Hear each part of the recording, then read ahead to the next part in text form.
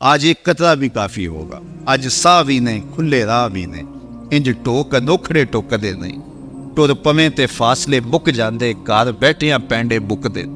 آج قدم قدم چلیں گے، ماضی کے گناہ تو ایک آنسو سے دھوئے جا سکتے ہیں نا۔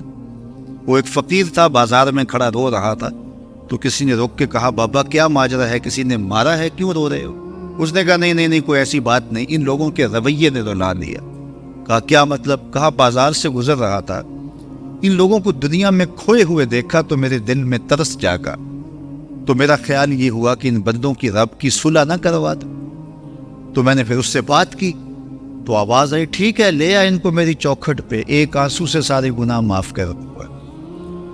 میں بڑا خوش ہوا، میں ان سے بات کی، یہ الٹا میرا مذاق اڑانے لگے، جا بابا کام کر، تجھے کیا پتا دنیا داری کیا ہوتی۔ تو وہ تو مان رہا تھا، یہ نہیں مان رہے، تو مجھے ان کے رویے پہ رونا آ رہا ہے۔ وہ کہتے ہیں میں بخشنے پہ آماتا ہوں، ہم تو مائل بکرم ہیں، کوئی سائل ہی نہیں، راہ دکھلائے کسے، راہ رب منزل ہی نہیں، جلوائے طور تو موجود ہے، کوئی موسیٰ ہی نہیں۔ وہ تو کہتے ہیں میں معاف کر دوں گا، لیکن یہ عجیب ہے کہ یہ آمادہ ہی نہیں، یہ مان نہیں رہے۔ تو مجھے ان کے رویے پہ افسوس آ گیا، ان کے رویے پہ رونا آ گیا، اس لیے میں رو رہا ہوں، ورنہ نے مجھے مارا نہیں، کوئی تکلیف نہیں پہنچائی۔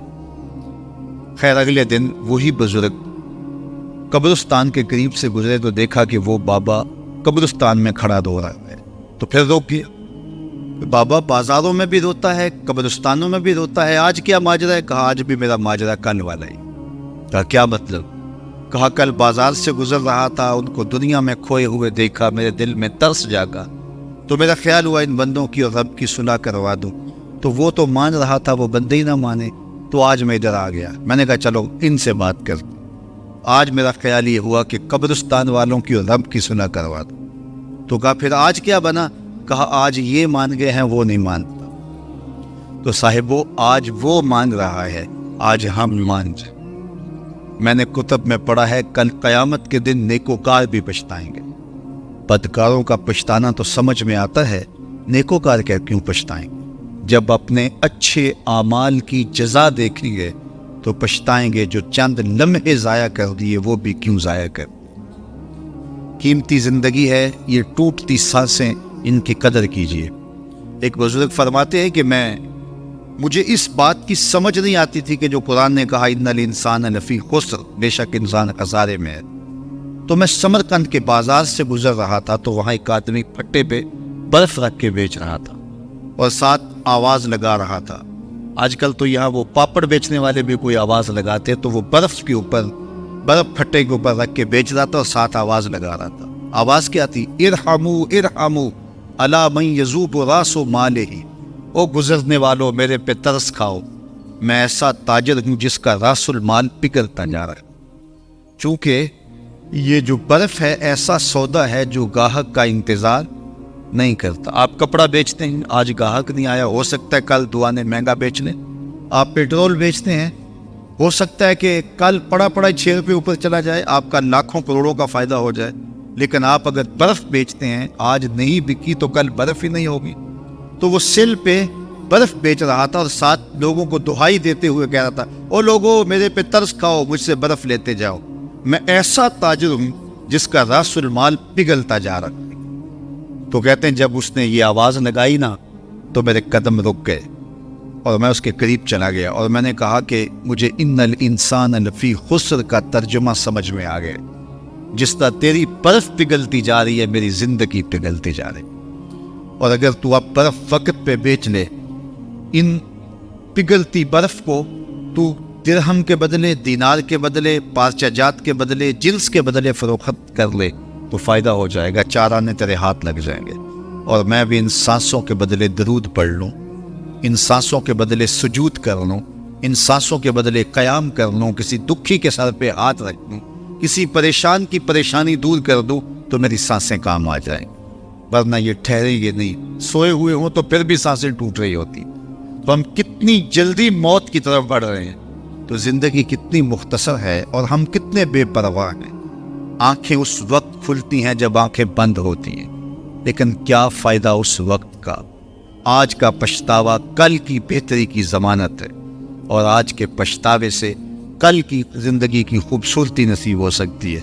اس لیے یہ ڈھلتا ہوا سورج، یہ دیکھیں ابھی جب داخل ہوئے تھے تو سورج ابھی سر پہ تھا، لیکن اب سورج درد غروب سے زرد ہو چکا ہوگا اور چند لمحوں کے بعد وہ نگاہوں سے اوجھل ہوگا۔ میاں صاحب بھی بولے کہ زندگی تیری جو ہے ڈوبتے سورج کی طرح ہے، دیگرتے دن گیا محمد اوڑک نو ڈوب جانا۔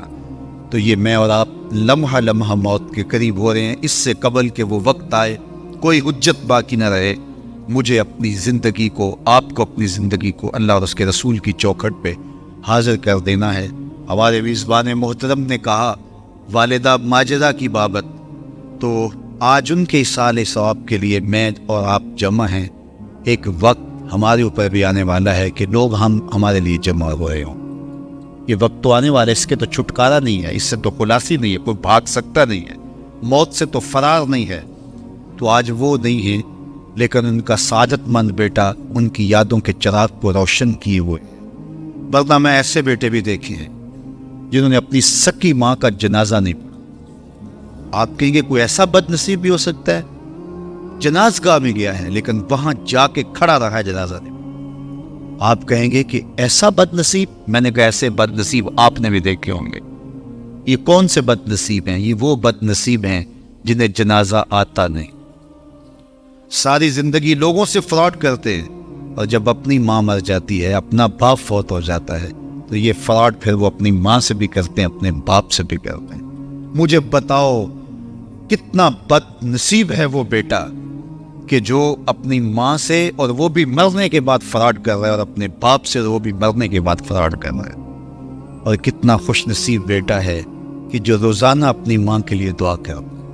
اور میں کہتا ہوں کہ بیٹا نمازی ہوگا، بیٹی نمازی ہوگی، اہتمام سے دعا نہ بھی کرے، دن میں کتنی مرتبہ کہے گے ربنا اغفر لی ولوالدی، اے اللہ مجھے بھی بخش دے، میری ماں کو بھی بخش دے، میرے باپ کو بھی بخش دے۔ اور جب بندے ہاتھ اٹھا کے دعا مانگتے ہیں اللہ خالی، ان ربکم حیی کریم یستحیی من عبدہ اذا رفع یدیہ ان یردہما صفرا، تمہارا رب حیا کرنے والا سخی ہے، کریم ہے۔ بندے جب اس کے سامنے ہاتھ اٹھا کے دعا مانگتے ہیں، اللہ فرماتا ہے مجھے شرم آتی ہے ان کے اٹھے ہوئے ہاتھ خالی کیسے موڑ۔ انہوں نے میرے سے مانگا ہے، میں بھی نہیں دوں گا تو کس در پہ جائیں گے؟ میں ایک دیہاتی بات کرنا چاہتا ہوں، اتنے لوگ جتنے آپ یہاں بیٹھے ہیں، اتنے لوگ اٹھ کے کسی دنیا دار کے ڈیرے پہ چلے جائیں اور اس سے کچھ مانگیں اور وہ دے سکتا بھی ہو، تو کیا وہ آپ کو خالی لوٹا دے گا؟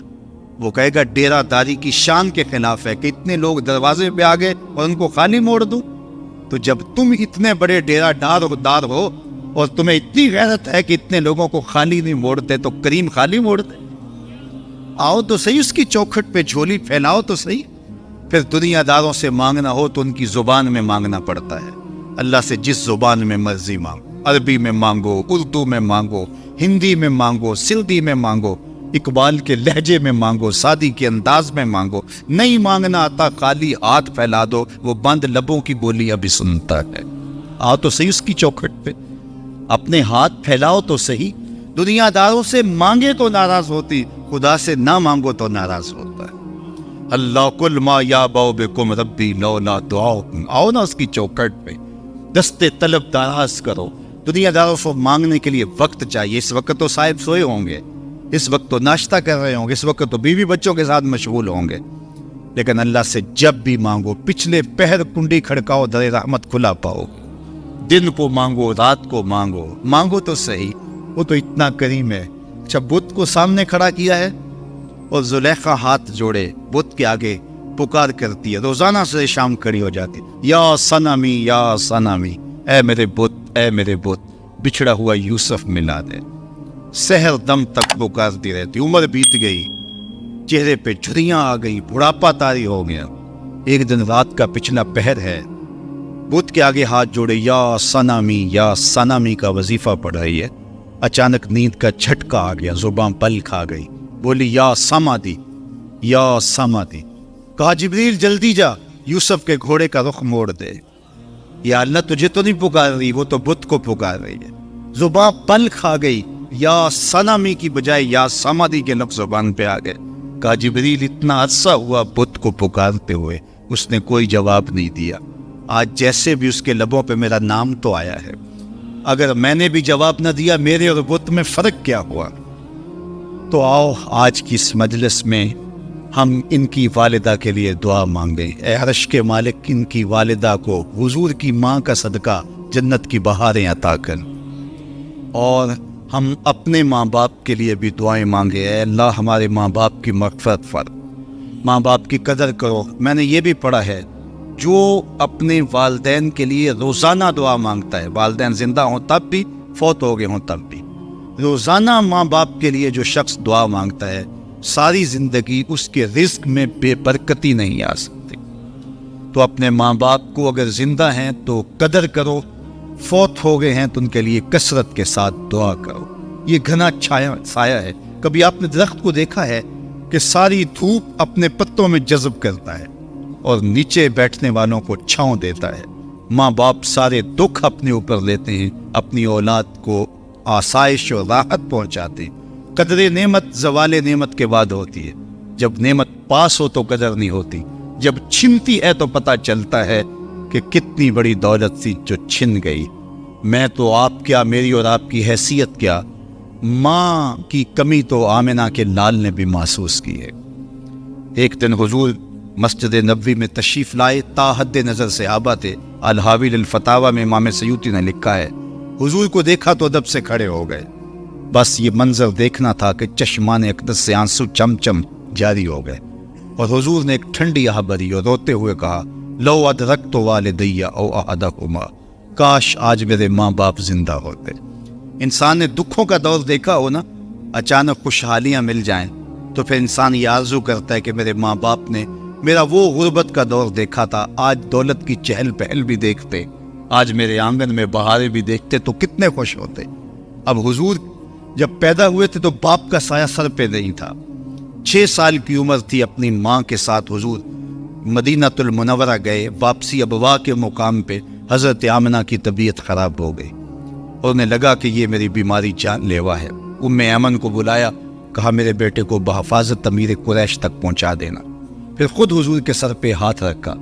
سیدہ آمنہ سلام اللہ علیہا حضور سے کوئی باتیں کرنا چاہ رہی تھی، لیکن ضبط کے بندھن ٹوٹ گئے۔ ابن حشام سیرت کی پہلی کتاب ہے، اس میں تفصیل سے یہ واقعہ موجود ہے۔ جب سر پہ ہاتھ رکھا تو حضرت آمنہ کی آنکھیں چھلکنے لگی اور روتے ہوئے آپ نے چند جملے کہے، کہا بیٹا ہر نئی چیز نے پرانا ہو جانا ہے، ہر باقی نے فنا ہو جانا ہے، میں بھی جا رہی ہوں، وذکر باق، لیکن میرا ذکر نہیں مٹے گا، وولدت طہرا، اس لیے کہ تیرے جیسا پاکیزہ بیٹا چھوڑ کے جا رہی ہوں۔